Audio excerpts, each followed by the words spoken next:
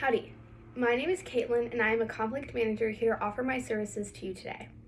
We are here to discuss and resolve the conflict that has occurred after the ball tampering in the third test match between Australia and South Africa. To sum up the main points of the initial incident are that Bancroft was persuaded and instructed by Warner to rub a sandpaper on the cricket balls to improve the performance of the ball. Smith also knew of this plan and did nothing to stop Bancroft's actions. Both Warner and Smith were in leadership positions and let their team and country down immensely. Cricket Australia is recommending that Warner receive a 12-month ban from all international and domestic cricket matches, as well as a permanent ban on the leadership positions. They also recommend that Smith would receive a 12-month ban from international and domestic cricket matches and would be banned from holding a leadership position for a year after that. Lastly, they also recommend that Bancroft is to receive a similar punishment as Smith. The Australian Cricketers Association, which is the union for the players, disagrees with Cricket Australia's punishment. The disagreement about punishment is a conflict we are here to resolve today. It is understandable that Cricket Australia wants a harsh punishment for all the damages Bancroft, Smith, and Warner did, not only to the sportsmanship, equality, fairness, and respect for the rules in cricket, but also damaging the brand on Australia's morale in all sports. Cricket Australia feels the damages of morale demands an extra harsh punishment that goes beyond what the ICC has imposed.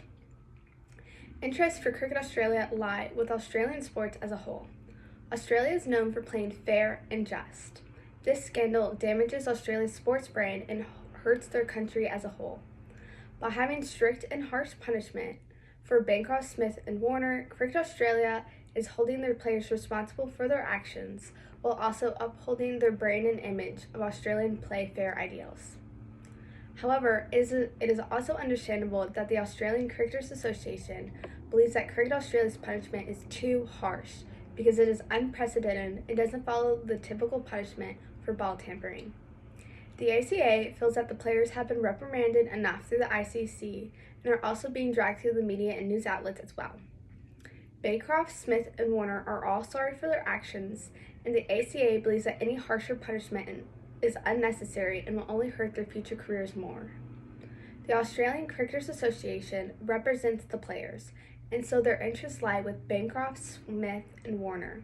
Specifically, their interests lie in their future careers. To protect the players from further damages to their careers, the ACA believes they should have the same level of punishment that has been historically set and imposed by the ICC. Though Cricket Australia and the ACA may have different interests in this conflict, you both also have mutual interests as well. Cricket Australia and the ACA both want to see the betterment of Australian cricket and Australia's sports performing in a new positive light. I believe the conflict between Cricket Australia and the ACA is an interpersonal conflict, as Cricket Australia and the ACA both represent one party or an individual in this conflict. Interpersonal conflict arises from differences in goals and values. To resolve an interpersonal conflict, one needs to focus on a mutual understanding between the parties and respectful, open dialogue. To help us resolve this conflict today, I propose we use some communication techniques and skills to help us be efficient in today's discussion. First, we need to set clear expectations and respect personal differences. It has already been established that a wrong has been made and damages have been done. For the sake of the sport of cricket and the country as a whole, we need to move forward. This leads me to the second technique and communication skill. We need to find common ground. As stated earlier, you both have differences of opinions, and to resolve this dispute, we need to find areas you can agree on.